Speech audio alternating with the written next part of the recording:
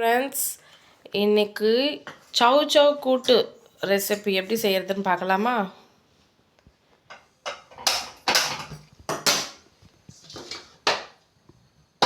Gas stove on பண்ணியாச்சு, கடாய் வச்சாச்சு.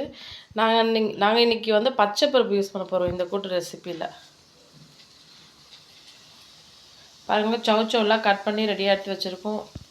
வெங்காயம் தக்காளியும் கட் பண்ணி ரெடியாக எடுத்து வச்சுருக்கோம். சில்லி பவுடர் எடுத்து வச்சுருக்கோம்.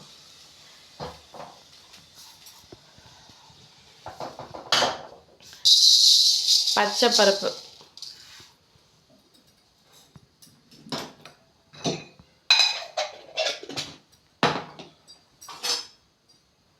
அதை நல்லா வறுத்துக்கிறோம்.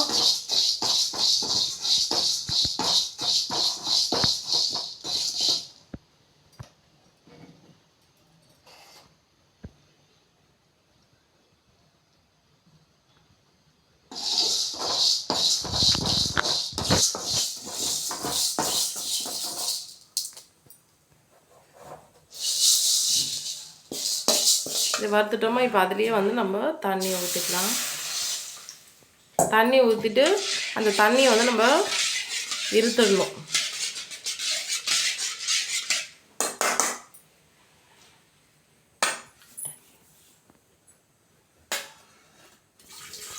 சரி, இப்போ மறுபடியும் அதில் தண்ணியை ஊற்றிட்டு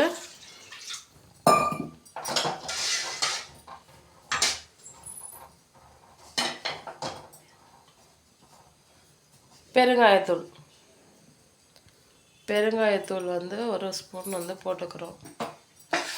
பெருங்காயம் வந்து ஹெல்த்துக்கு ரொம்ப ரொம்ப நல்லது. ஸோ நாம் செய்கிற இந்த சவ் சவ் கூட்டு ரெசிபிக்காக நம்ம பெருங்காயத்தூள் ஆட் பண்ணியாச்சு. ஒரு ஸ்பூன் மஞ்சளும் ஆட் பண்ணிட்டோம்.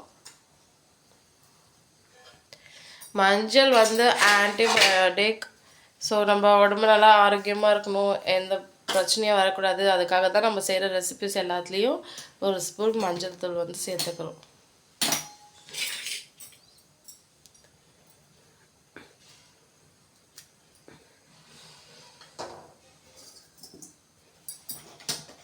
இப்போ இந்த தண்ணியில் அந்த பச்சை பருப்பு நல்லா வேகணும், சரிங்களா? அப்படியே ஒரு 10 நிமிஷம் ஆகும்.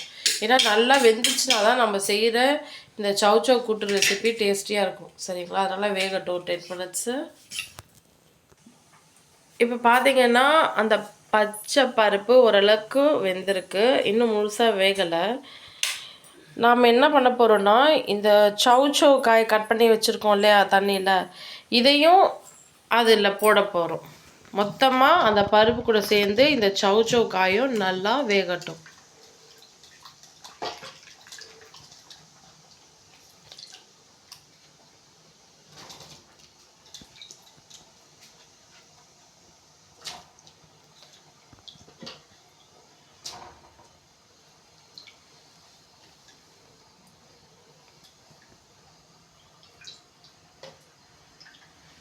இப்போ இந்த பச்சை பருப்பும் இந்த சவ் சவ்வும் நல்லா வேகணும். இன்னொரு 5 to 10 மினிட்ஸ் ஆகும்.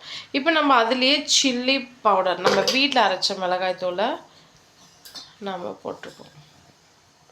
ஒரு ஸ்பூன் போட்டாச்சா? இப்போ அதே மாதிரி கல்லுப்பு கொஞ்சம் போட்டுக்கலாம். ஓகே, ஸோ மொத்தமாக நல்லா கிண்டி விட்டுக்கோங்க. அது அப்படியே வேகட்டும். ஒரு 5 மினிட்ஸ் அப்படியே விட்டுடலாம். இந்த பச்சை பருப்பும் சரி, இந்த சவ் சவ் காயும் சரி நல்லா வெந்தால் தான் நம்ம செய்கிற கூட்டு ரெசிபி ரொம்ப ரொம்ப டேஸ்ட்டாக இருக்கும்.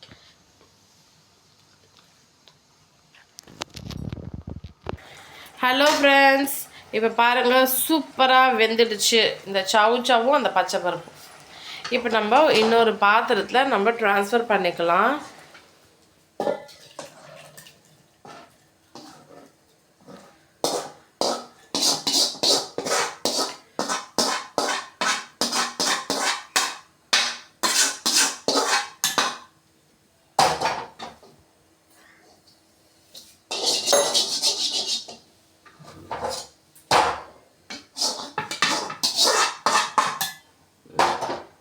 ஸோ அதில் இருக்க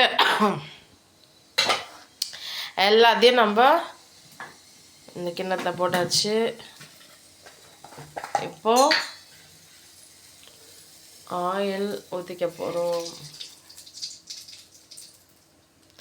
இது எதுக்காக இந்த எண்ணெய் நம்ம ஊற்றிருக்கோன்னா, நம்ம இப்போது இந்த சௌசௌ கூட்டை தாளிக்க போகிறோம். ஸோ தாளிக்கிறது எப்படி, இதுதான் ரொம்ப ரொம்ப இம்பார்ட்டண்டான ஸ்டெப்பு. ஓகேங்களா?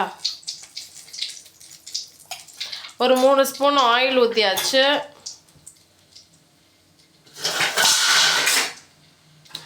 எண்ணெய் நல்லா சூடாகிடுச்சு. இப்போ நம்ம கடுகு போட்டுக்கலாம்.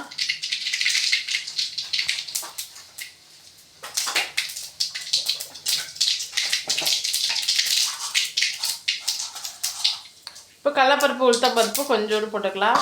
அப்படியே காஞ்ச மிளகாய் ஒரு 3 போட்டுக்கலாம்.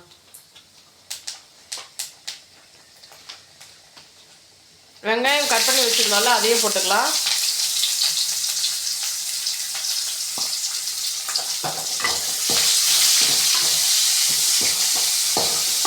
நல்லா வெங்காயத்தை வதக்கிக்கலாம்.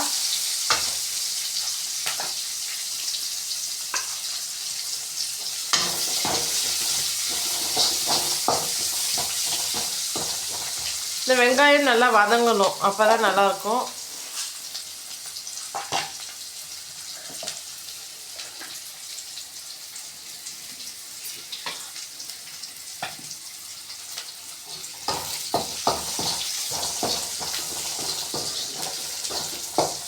அந்த வெங்காயம் கலர் மாறுற வரைக்கும் நல்லா வதக்கிக்கலாம்.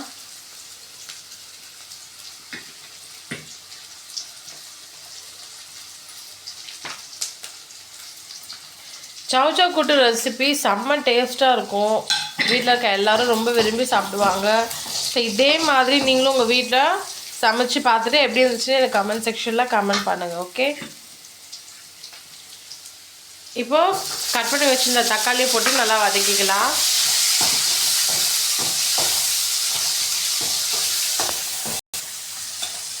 ஓகே, நல்லா வதக்கிக்கிட்டா. இப்போ கொத்தமல்லி கருவேப்பிலையை தூவி விட்டுக்கலாம்.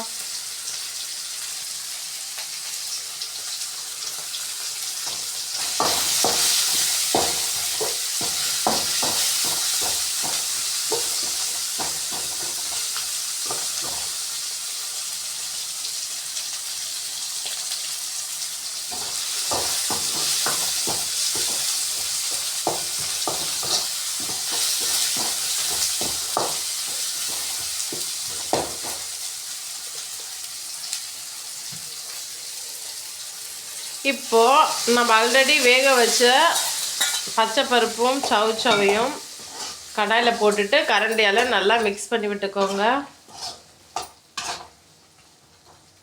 ஸோ ஃப்ரெண்ட்ஸ், இப்படி தான் சௌசௌ கூட்டு ரெசிபி ரெடி பண்ணணும். ஓகேங்களா? இது வரைக்கும் சௌசௌ கூட்டே செஞ்சதே இல்லைன்னா கண்டிப்பாக இந்த வீடியோ பார்த்தீங்கல்ல, இதே மாதிரி நீங்கள் உங்கள் வீட்டில் ட்ரை பண்ணி பாருங்கள். ஸோ ஃபைனலாக கொத்தமல்லி கருவேப்பிலை கொஞ்சம் தூவி விட்டுக்கலாம்.